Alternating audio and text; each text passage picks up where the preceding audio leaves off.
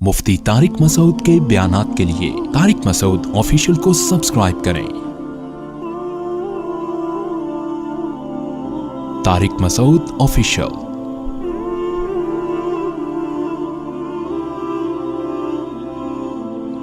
अल्लाह ने आदम अलैहिस्सलाम का वाक़या बयान किया कि वइज़ क़ुल्ना लिल मला वलक़द ख़लक़नाकुम, हमने तुम्हें पैदा किया।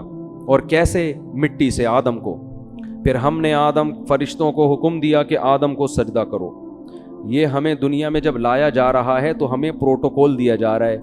और जो आदम को नहीं मानते, जो कहते हैं बंदर से इंसान बनाए, उन्होंने इंसान को प्रोटोकॉल बोलो नहीं दिया। उन्होंने तो इंसान की एक इत्तेफाकी हादसे का नतीजा है वो तो फिर इंसान की काबिल इज्जत थोड़ी हुआ। हमें बताया जा रहा है कि इंसान जब दुनिया में आया बड़े एहतमाम के साथ आया था, वो ऐसे ही नहीं आ गया। सारी मखलूक ने उसको, आदम को सजदा किया। शैतान अड़ गया। अल्लाह ने कहा कि तूने सजदा क्यों नहीं किया? क़ाल अना खैरुम मिन्हु, मैं इससे बेहतर हूँ। खलक़तनी मिन नार, तूने मुझे आग से बनाया और इसे मिट्टी से बनाया। आग मिट्टी को सजदा नहीं कर सकती। कुरान कहता है, हमने कहा फ़ाहबित मिन्हा, दफ़ा हो जा यहाँ से, निकल जा यहाँ से। तुझे इसकी इजाज़त नहीं है कि मेरे हुक्म के सामने तू तकब्बुर कर। इन्नका मिनस सागिरीन, आज से तू मेरी नज़र से गिर गया है। बजाय तौबा करने के शैतान ने कहा अनज़िरनी इला यौम युबअसून, ए अल्लाह मुझे क़यामत तक के लिए ज़िंदगी दे दे। अल्लाह ने फरमाया इन्नका मिनल मुनज़रीन, मैं तुझे क़यामत से पहले मौत नहीं दूंगा, कर ले जो करना है। क़ाल फ़बिमा अग़वैतनी, ए अल्लाह इस आदम की वजह से तूने मुझे गुमराह किया है।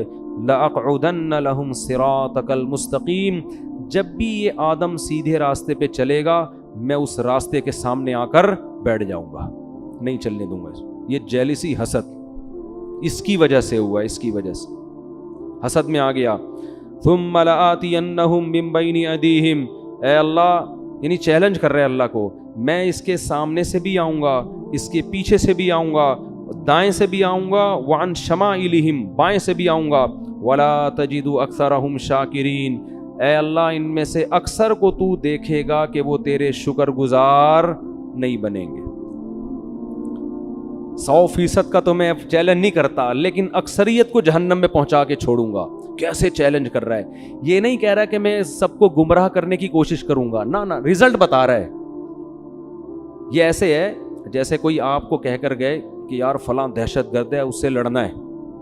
एक तरीका धमकी का ये होता है कि मैं अब तो नहीं छोड़ूंगा उसको। एक तरीका होता है कि आप देख लेना कल सुबह अखबार में उसकी रिपोर्ट आ जाएगी, यानी खबर बता रहे होते हैं ना कि बस ये समझो कि ये काम है भाई, हो गया, बस समझो कि ये, बस आपने मुझे कह दिया ना, कल सुबह अखबार में आ जाएगा वो। ये तरीका होता है बड़ी धमकी का। तो शैतान ये नहीं कह रहा कि मैं सबको गुमराह करूंगा। शैतान कह रहे हैं अल्लाह मैं खबर पेश कर रहा हूँ, ला तजीदु अक्सरहुम शाकिरीन, अक्सर लोगों को तू देखेगा कि वो शुक्रगुजार नहीं है। और कुरान कहता है वलक़द सद्दक़ा अलैहिम इब्लीसु ज़न्नहु, शैतान ने जो दावा किया था ना, उस दावे में शैतान ने अपने आप को सच्चा पाया। अक्सरियत को शैतान जहन्नम का ईंधन बना चुका है। जब शैतान ने ये काम किया, अल्लाह ने कहा उखरुज मिन्हा मज़ऊमम मदहूरा, निकल जा यहाँ से जलील होकर और धुतकारा हुआ होकर, यानी बजाय तौबा करने के और चैलेंज पे चैलेंज कर रहा है। और फिर अल्लाह ने फरमाया अल्लाह मन तबिअका मिनहुम, ठीक है मैंने तुझे लोगों में छोड़ दिया, तो इनको गुमराह कर, लेकिन मैं तुझे बताऊं कि जो तुझे फॉलो करेंगे लअमलअन्न जहन्नम मिनकुम अजमाइन, तुझ समेत उन लोगों को तेरे साथ जहन्नम में डाल के जहन्नम को मैं भर दूंगा। मैं भी जहन्नम भरने में बुखल से काम नहीं लूंगा, लेकिन मैं ये बात तेरी लोगों को बताऊंगा जरूर कि वो तुम्हारे पीछे पड़ा हुआ है। इसके बाद अल्लाह ने आदम अलैहिस्सलाम से, इधर तो अल्लाह का मुकालमा किससे चल रहा है भाई? शैतान से। चल जा, तुझे मोहलत दी, पंजा आजमा तू जाके।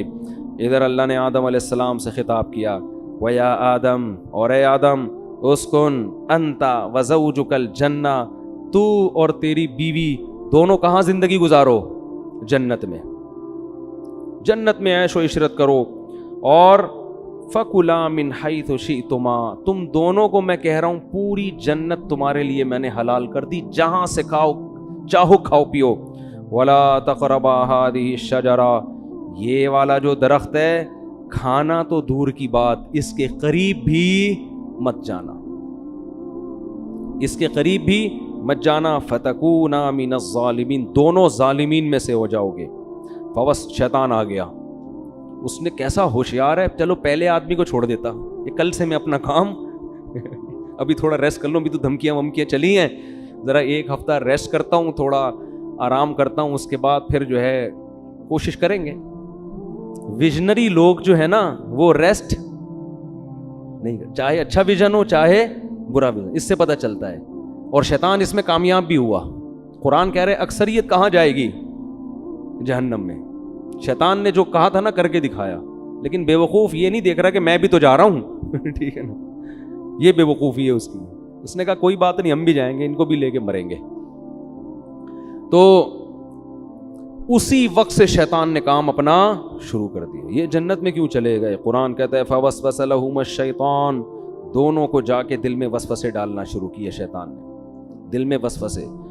لیبدیہما ما وقال ما نہاکما ربکما عن ہذہ الشجرہ، ان کے دل میں جا کے خیالات ڈالے کہ دیکھو پوری جنت میں ہر چیز کھانے کی اللہ نے اجازت دے دی ہے، یہی والے پہ پابندی لگائی ہے، اس کا مطلب اس میں کچھ ایسی خاص چیز ہے جو دوسروں میں نہیں ہے. یہ انسان کی نیچر ہے کہ جس چیز سے روکا جائے نا، آپ تجربہ کر کے دیکھ لیں، گھر میں نا ایک الماری رکھیں اور ہر جو دراز ہوتی ہے نا اس میں کسی میں لاک نہ لگائیں، ایک میں لاک لگا دیں، اس میں کچھ بھی نہیں ہے، اس میں مری ہوئی چھپکلیاں ڈال دیں آپ. بے شک بچوں کو بولیں کہ اس کو نہیں کھولنا، بچے کسی کو نہیں کھولیں گے سوائے اسی کو کھولنے کی، ان کو ہوگا. وہ یہ شیطان وسوسے ڈالتا ہے، وہ نافرمانی کرواتا ہے. اب آدم علیہ الصلوۃ والسلام کے دل میں اور اماں حوا ان کی زوجہ، دونوں کے دل میں شیطان نے وسوسہ ڈالا اور کہنے لگا ما نہاکما ربکما عن ہذہ الشجرہ، دیکھو اس درخت میں کچھ تو ہے، اللہ چاہتا ہے کہ تمہیں جنت تو ملے لیکن وقتی، عارضی، موت تو ہے نا، وہ تو یہاں بھی مرو گے تم.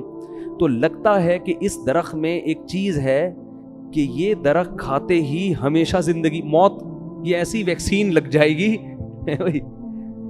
یہ کرونا سے حفاظت کی ویکسین ہے، اور کرونا نہیں بلکہ یہ موت سے حفاظت کی کیا ہے؟ ویکسین ہے. یہ کھاتے ہی موت پروف ہو جاؤ گے. اور دوسری بات، فرشتے بن جاؤ گے جن کی ہزاروں سال عمریں ہوتی ہیں. یہ چکر ہے. قرآن کہتا ہے ایسے دل میں بار بار بار بار. اب پیغمبر جو ہے نا ان کے بارے میں پوری امت کا اجماع ہے، ان سے صریح نافرمانی نہیں ہوتی. البتہ یہ ضرور ہے کہ ان سے اجتہادی غلطی ہو جاتی ہے. تو علماء کہتے ہیں کہ آدم علیہ السلام کے دل میں خیال آیا اور اماں حوا کے کہ اللہ نے یہ والا درخت منع کیا ہے نا، تو یہی درخت وہاں بھی اگا ہوا ہے، وہاں بھی اگا ہوا ہے، تو وہاں سے کھا لیتے ہیں، کیونکہ اللہ نے تو حاضی ہی کہا تھا یہ والا. حالانکہ اللہ کی مراد یہ تھی کہ یہ کا مطلب پوری جنت میں کہیں بھی یہ والا درخت نہیں کھانا. تو آدم علیہ السلام نے تعویل کر لی، اماں حوا نے بھی، یہ والا کا ہے وہ والا تھوڑی کا ہے. اور شیطان وسوسے ڈال رہا ہے کہ کھا لو بھائی، کھا لو بھائی. جا کے قرآن کہتا ہے فلما ذاق الشجرہ، کھانا تو دور کی بات، ابھی زبان پہ پھل کو رکھا اور چکھا ہی تھا، فوراً اللہ کی طرف سے پہلا عذاب کیا آیا، وطفقا بدت لہما سوآتہما، اللہ نے دونوں سے جنت کا لباس چھین لیا، دونوں برہنہ ہو گئے. وطفقا یخصفان علیہما من ورق الجنہ، اور شرم کی وجہ سے جلدی جلدی جنت کے درختوں کے پتوں کو اپنے اوپر ڈالنے لگے. دیکھو دونوں میاں بیوی تھے اور میاں بیوی کا آپس میں کوئی پردہ نہیں ہوتا، اس کے باوجود اس سے پتہ چلتا ہے کہ حیا کا تقاضا ہے کہ نارملی عام حالات میں میاں بیوی لباس کے اندر رہیں، ایک دوسرے کے سامنے اپنے سطر کو ظاہر مت کریں.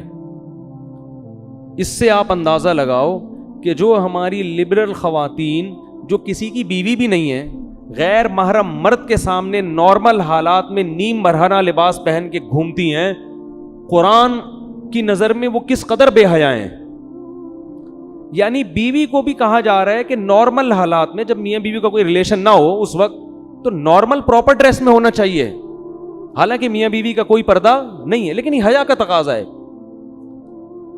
اور وہ عورت جو کسی ایسے مرد کے سامنے اپنے جسم کو ظاہر کرتی ہے جو اس کا شوہر بھی نہیں ہے اور نارملی اس ڈریس میں گھومتی ہے, اسکرٹ پہن کے گھوم رہی ہیں, سلیو لیس کپڑے پہن کے گھوم رہی ہیں, اس کا مطلب یہ لوگ آدم علیہ السلام اور اما ہوا کی نیچر پر نہیں ہے, انہوں نے اپنی خاندانی پرمپرا کو چھوڑ دیا ہے. اصل تو ہمارا خاندان آدم اور ہوا والا ہے نا, یہ اپنے کلچر کو فالو نہیں کر رہے, یہ آدم اور ہوا کی نیچر پہ نہیں ہے, یہ فطرت پہ نہیں ہے یہ لوگ.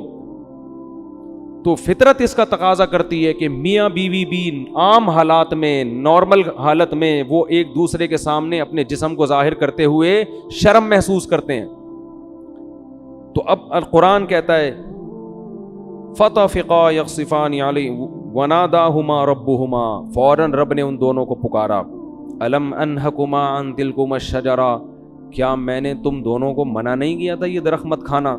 وَأَقُلْ لَكُمَا إِنَّ الشَّيْطَانَ لَكُمَا عَدُوٌّ مُّبِينٌ, کیا میں نے کہا نہیں تھا کہ شیطان تمہارا دشمن ہے. اس سے پتہ چلتا ہے کہ اللہ تعالیٰ یہ واقعہ آدم علیہ السلام کو بھی سنا چکے تھے کہ دیکھ آدم, سب نے سجدہ کیا ہے, شیطان نے نہیں کیا, اور یہ تمہیں اور تمہاری بیوی کو گمراہ کرے گا.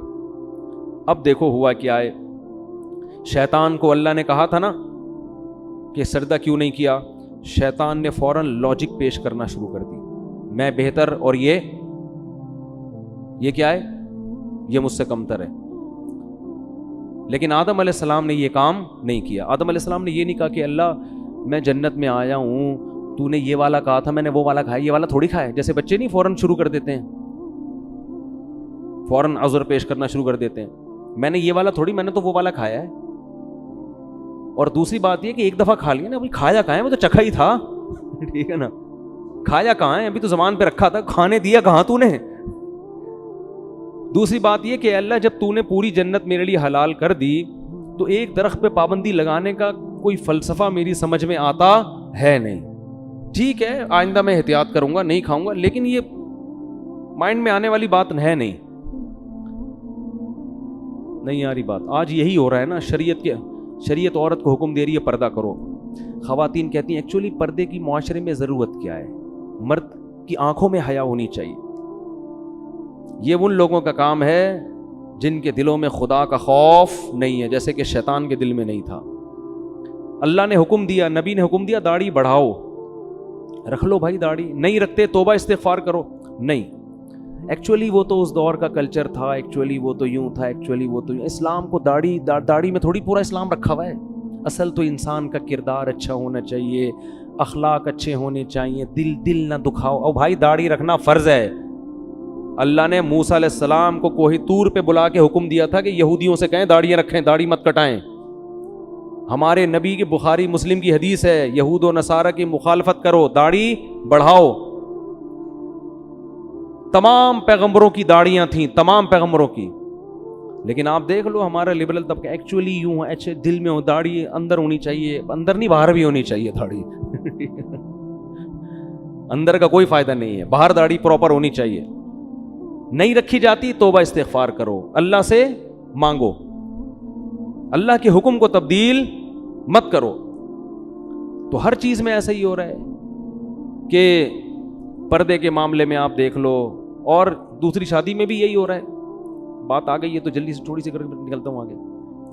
بھائی 4 شادیوں کی اللہ نے مرد کو اجازت دی ہے کہ اگر وہ عدل کر سکتا ہے تو کرے. ایکچولی وہ اصل میں وہ تو اس دور میں جنگوں میں مرد اتنے شہید ہو جاتے تھے, ایکچولی اس دور میں آدمی میں کہاں. بھائی اللہ کا اجازت ہے تو اس کا مطلب اجازت ہے, کسی کا باپ بھی اس اجازت کو ختم نہیں کر سکتا. جاؤ ایسی کی تیسی ہے تو ہے, اس میں کون سی شرمندگی کی بات ہے بھائی, اللہ نے اجازت دی ہے, دیٹس آل. عدل کرنا نہ کرنا اس کی ذمہ داری ہے نا, جو کر رہا ہے. نہیں کرے گا تو اللہ پکڑے گا اس کو. ہر چیز میں اسلام نے حکم دیا جلدی شادی کرو, بالغ ہوتے ہی. ایکچولی اس دور میں اتنے مسائل ہیں, ایکچولی بچہ نہ سمجھی, شادی کوئی بڑیوں کا, یہ باتیں ہو رہی ہوتی ہیں معاشرے. ابھی میرا وہ کلپ آیا ہے, لوگوں نے اس کو بھی ایک مزاحیہ اس میں لے گئے کہ اللہ کرے مفتی طارق مسعود صاحب وزیر اعظم بن جائیں.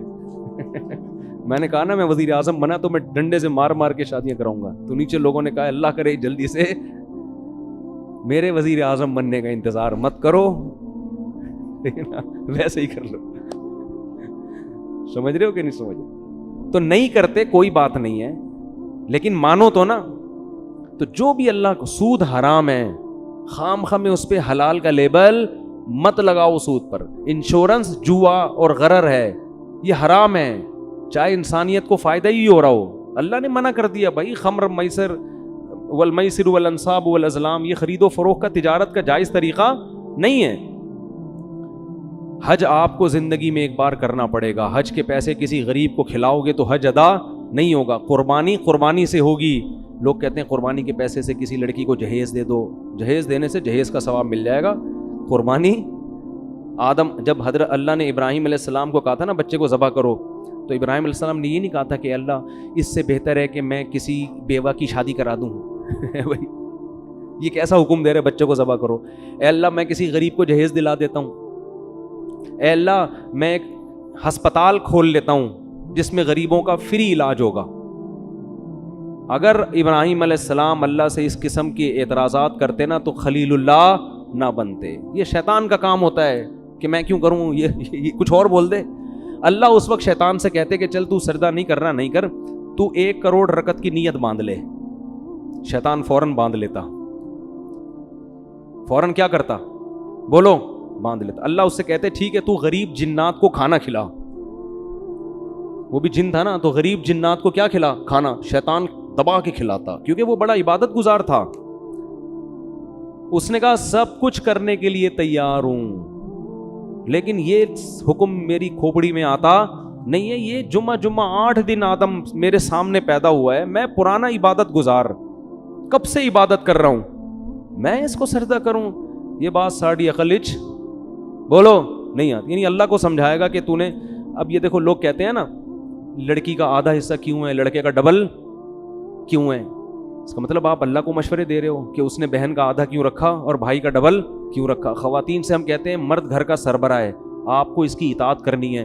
خواتین کہتی ہیں کیوں, فوراً کہتی ہیں کیوں, یہ اس میں کیا ہے, یہ اس کو میں سربراہ مانوں, میں اس کی اطاعت کروں, یہ مجھ سے پوچھ کے گھر سے باہر جاتا ہے جو میں اس سے پوچھ کے جاؤں. بھائی مرد کو اللہ نے پابند نہیں کیا ہے کہ وہ بیگم کو جہاں بھی جائے بتا کے جائے. عورت کو پابند کیا ہے کہ جب وہ گھر سے نکلے گی میاں کو بولو بتا کے جائے گی. ہاں مرد بھی اگر بتا کے جاتا ہے تو ایک اچھا میاں کہلائے گا. وہ مارکیٹ میں جو آج کل شارٹ ہیں, اچھی بات ہے, اخلاق کا تقاضا ہے. جہاں جا رہے ہو بتا دو, کوئی غلط, کوئی بم پھاڑنے تھوڑی جا رہے ہو, کوئی چرس پینے تھوڑی جا رہے ہو, دوستوں میں جا رہے ہو, بتا دو بیگم میں ذرا بیٹھا ہوا ہوں. اخلاق کا تقاضا اور چیز. لیکن قانون کیا ہے کہ رخصتی عورت کی ہوتی ہے, آدمی کی نہیں ہوتی. وہ باؤنڈ ہوئی ہے. لیکن آج کل سسٹم الٹ, آدمی کی ایسی کی تیسی ہو جاتی ہے. کم بخت 2 منٹ نہیں کہیں بیٹھ سکتا, لوکیشن پہ پتہ چل رہا ہوتا ہے کہاں بیٹھا ہوا ہے اس وقت. پوری میپ پہ لوکیشن ڈالی ہوئی ہوتی ہے, اپنے بندے کا ڈی این اے ڈالا ہوا ہوتا ہے اس میں. تو لوگ پھر ڈپریشن میں آتے ہیں, یار گھر سے باہر کہیں آزادی ختم ہو گئی. تو اس کو اللہ نے پابند کیا ہے. ہاں پابند کا یہ مطلب نہیں کہ جیل خانے میں ڈال دیا, اب اس کو کہیں جانے ہی نہ دیں آپ, لیکن شوہر کو اعتماد میں لینا ضروری ہے. اب خواتین کہتی کیوں, ہم تو مرد کے برابر ہیں. بھائی اللہ نے نہیں بنایا آپ کو. للرجال علیہن درجہ, اللہ کہتے ہیں میں نے مرد کو عورت پر 1 درجہ فضیلت دی ہے. تو عقل مند عورت کہے گی بھائی اللہ نے اس میرے میاں کو میرا سربراہ بنا دیا, اے اللہ میں تیرے حکم پہ راضی ہوں. اگرچہ مجھے کھوپڑی میں آتا نہیں ہے, لیکن میں اس کو سر کا تاج بناؤں گی, اس کی خدمت کروں گی, اس کو عزت دوں گی, اس کو احترام دوں گی. عقل مند عورت یہ کرے گی کس کو خوش کرنے کے لیے, اللہ کو, کہ بھائی یہ بھی مر جائے گا ایک دن تو مجھے اللہ اس پہ کیا دے گا, اجر, کہ تو نے اپنے شوہر کو راضی رکھا تھا. اور اللہ نے میاں کو پابند بنا دیا کہ سارا خرچہ کس کے ذمے ہے, تمہارے ذمے. اب میاں بیوی کو سمجھا رہا ہوتا ہے ایکچولی آج کل مہنگائی کا دور ہے, ایکچولی تم بھی جاب کرو, دیکھو گھر مل کے ایسے نہیں ہوتا, یہ ٹوپی ڈرامے ہیں بھائی. جب اللہ نے کہہ دیا بما انفقوا من اموالہم, مہنگائی ہو یا سستائی ہو, گھر کا سارا خرچہ کس کے ذمے ہے, آدمی کے ذمے. تو اب اللہ کو مشورے دینے کی ضرورت بولو نا یار نہیں ہے. تو ہم سب ہیں شیطان ہی, ٹھیک ہے نا, جس طرح سے اسٹائل ہے نا ہمارا, بدنام شیطان کو کیا ہوا ہے. کام سارے ہمارے بھی وہی ہیں. تو شیطان نے کہا تھا نہیں میری کھوپڑی میں نہیں آ رہا. آدم کو اللہ نے کہا میں نے منع کیا تھا مت کھانا. تو آدم علیہ السلام نے یہ نہیں کہا ایکچولی اللہ مجھے اصل میں کنفیوژن ہو رہی تھی تھوڑی, یہ والا یا وہ والا. تو اصل میں وہ نا نا نا نا نا نا جیسا ہی اللہ نے کہا میں نے منع کیا تھا, آدم نے کہا ربنا ظلمنا انفسنا. دونوں مل کے دعا مانگنے لگے میاں بیوی, اے ہمارے رب ہم نے اپنی جان پہ ظلم کیا, کوئی عذر نہیں, غلطی ہو گئی. وَإِن لَّمْ تَغْفِرْ لَنَا, اب بھکاری بن کے مانگ رہے ہیں اللہ اب تیرے رحم و کرم پہ ہیں ہم, تو چاہے تو شیطان کی طرح ہمیں بھی دھتکار سکتا ہے ہمیشہ کے لیے, لیکن ہم تباہ ہو جائیں گے. ہم کیا ہو جائیں گے؟ برباد. ہم پہ طرز کھا اور ہمارے اس جرم کو معاف کر دے.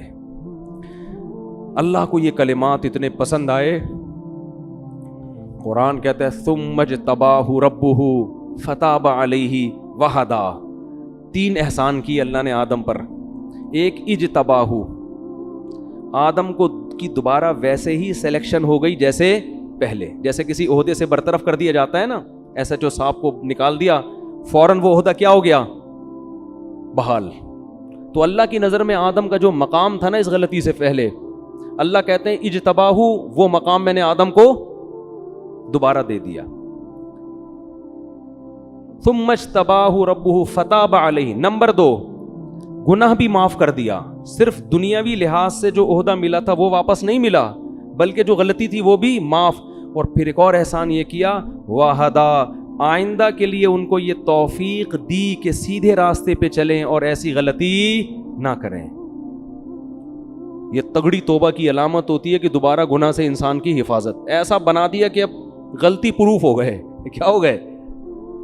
اب نہیں ہوگی یہ غلطی, اب میں حفاظت کروں گا آپ کی توبہ مجھے اتنی پسند آئی ہے, اب آپ سے یہ غلطی میں نہیں ہونے دوں. شیطان وسوسے ڈالے گا, اب میں شیطان کی راہ میں رکاوٹ بنوں گا. بعض دفعہ ایسی خاندانی توبہ انسان کرتا ہے کہ اللہ پھر اس کو توفیق دیتے ہیں کہ وہ غلطی سے بچے, لیکن پھر بھی غلطی ہوتا ہے پھر بھی توبہ کرو. تو اس سے ہمیں پتہ چلتا ہے کہ بھائی ہم خطا کے پتلے ہیں, ہم سے ہو جائے گی تو ہم شیطان والے راستے پہ نہیں چلیں گے, توبہ کریں گے اللہ سے. جب اللہ نے آدم علیہ السلام کو یہ فرمایا تو اللہ نے فرمایا توبہ تو قبول ہے, لیکن اب آپ کو زمین پہ رہنا ہے. یہ تو ایک میں نے ریہرسل کروائی تھی, ٹھیک ہے نا, جنت دکھائی آپ کو کہ آپ کو اس کے لیے بنایا ہے, اور توبہ کی آپ نے, تو اب آپ اصل میں تو آپ کو دنیا کے لیے پیدا کیا ہے میں نے. اب آپ دنیا میں جاؤ گے اور آپ کی اولاد پیدا ہوگی, جو جنت میں مزے تھے وہ اب آپ کو نہیں ملیں گے, اور آپ جا کے یہ اعلان کر دیں اپنی آنے والی نسلوں میں کہ جو دوبارہ اس جنت میں جانا چاہتا ہے وہ اپنے آپ کو غلطیوں اور گناہوں سے بچا کے. اب یہ فری میں نہیں ملے گی, یہ محنت پہ ملے گی.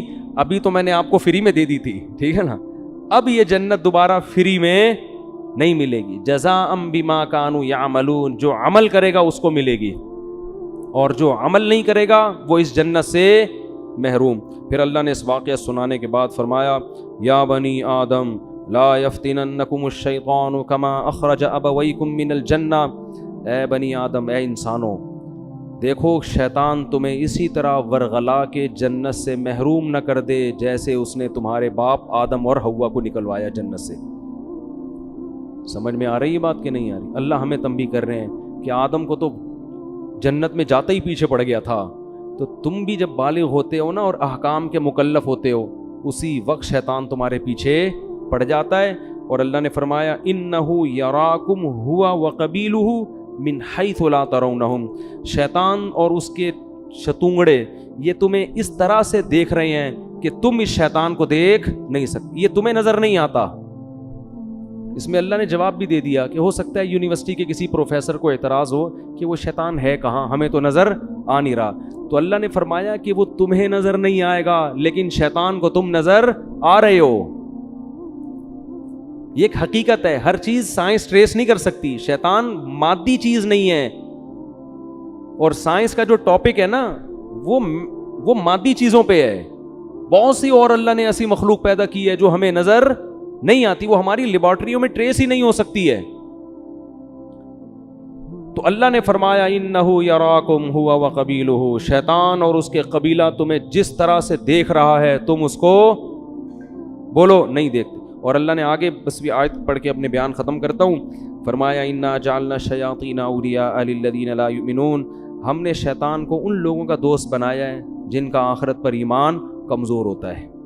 اگر جنت پر آخرت پر ایمان مضبوط ہو، اس کا استحضار ہو، تو شیطان کا وار پھر آسان نہیں ہوتا۔ تو اس سے پتہ چلتا ہے کہ شیطان کے شر سے بچنے کے لیے یہ ضروری ہے کہ موت کا، قبر کا، آخرت کا استحضار کیا جائے، بار بار سوچا جائے کہ ایک دن آئے گا، ہمیں اللہ کے سامنے حساب دینا ہے۔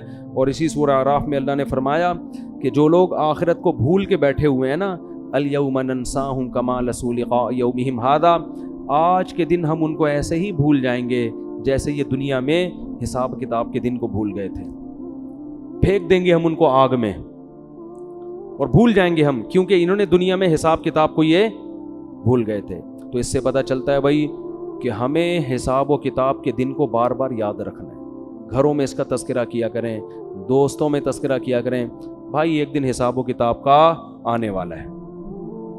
پیغمبروں کو اللہ عدالت کے کٹہرے میں کھڑا کرے گا، ہم اور آپ کس کھیت کی مولی ہیں بھائی؟ تو بار بار جب اس کا استحضار ہوگا نا بھائی حساب کتاب، یہ آپ کو موٹیویٹ بھی کرے گا اور غموں سے نجات بھی دے گا۔ کسی نے آپ پہ ظلم کیا، پیسے لے کے بھاگ گیا، اب وہ میرے انگوٹھے جو ہوتے ہیں وہ سبزی والے کے جو انگوٹھے میں لے کے بیٹھا ہوا تھا، مجھے تسلی کس سے ہوئی؟ بھائی ایک دن حساب و کتاب کا آنے والا، مل جائیں گے آخرت میں وہ سبزی والا، بولو ملے گا۔ میں بولوں گا بیٹا کہاں ہے پیسے نکال، اب پیسے تو نہیں ہوں گے، اپنی نمازیں دے دے مجھے، ٹھیک ہے نا، میرے گناہ اپنے اوپر لاد لے۔ تو یہ حساب و کتاب، کوئی بھی کسی پہ ظلم کر رہا ہے، اللہ کہتے ہیں لا تحسبن اللہ غافلا عما یعمل الظالمون، ظالمین جو کچھ کر رہے ہیں اللہ کو اس سے غافل مت سمجھو، انما یؤخرہم لیوم تشخص فیہ الابصار، اللہ ایسے دن کے لیے مہلت دے رہا ہے جس میں آنکھیں کھلی کی کھلی رہ جائیں گی۔ حکومت بھی ظلم کرتی ہے، کیوں؟ حکومت کہتی ہے ہم سے کون پوچھے گا، ہم پہ ہمارے خلاف کون کیس کرے گا؟ ابھی دیکھو نا وہ جو دھرنے میں مارم پیٹی ہو رہی ہے، ٹھیک ہے دونوں طرف سے غلطی ہو رہی ہے، لیکن اس غلطی کا ذمہ دار کون ہے؟ حکومت۔ کیا آپ نے ایک ایگریمنٹ کیا، معاہدہ کیا اور آپ اس معاہدے سے پیچھے ہٹ گئے؟ تو جو البادی ہے نا، جو پہل کرنے والا ہوتا ہے نا، اصل ذمہ دار کون ہوتا ہے؟ وہ ہوتا ہے۔ تو آپ نے ایگریمنٹ کیا کیوں تھا اس وقت؟ آپ سوچ کے ایگریمنٹ کرتے نا، لیکن گورنمنٹ جو ایگریمنٹ کرتی ہے اس کو توڑتی ہے، کیونکہ جب سب لوگ حکومتی سطح پہ حکومت کے ساتھ ہوتے ہیں تو حکومت کو پتہ ہے کہ میرے خلاف کیس کرنے والا کوئی بھی نہیں ہے، جو عدالت کیس کی سماعت کرے گی وہ ہم نے اپنے بٹھائے ہوئے ہیں۔ تو ایگریمنٹ توڑنا طاقتور کے لیے بہت آسان۔ تو اللہ قرآن میں کیا فرماتے ہیں کہ لا تحسبن اللہ غافلا، فرعون نے کیا کچھ نہیں کیا تھا، تو اللہ فرماتے ہیں دنیا میں کہیں بھی کسی پہ ظلم ہو رہا ہے تو اللہ کو غافل مت سمجھو۔ پھر اے اللہ تو حساب لیتا کیوں نہیں ہے؟ اللہ فرماتے ہیں یوم تشخص یؤخرہم، ہم نے ایک ٹائم متعین کیا ہوا ہے، حلیم ہے اللہ، بردبار ہے، جلد باز نہیں ہے۔ فوراً اگر ہو تو پھر تو سارے انسان کے بچے بن جائیں۔ کیا خیال ہے بھائی؟ پھر آزمائش تھوڑی ہو، ادھر کوئی زنا کرے ادھر چھت گر جائے اس کے اوپر تو فوراً لوگ زنا چھوڑ دیں، یار ادھر جرم کرو فوراً سزا ملتی ہے، نا نا نا، قرآن کہتا ہے سزا کے لیے ایک دن ہم نے متعین کیا ہوا ہے۔ اللہ تعالیٰ سے دعا ہے اللہ سمجھنے کی اور عمل کرنے کی توفیق عطا فرمائے۔ وما علینا الا البلاغ۔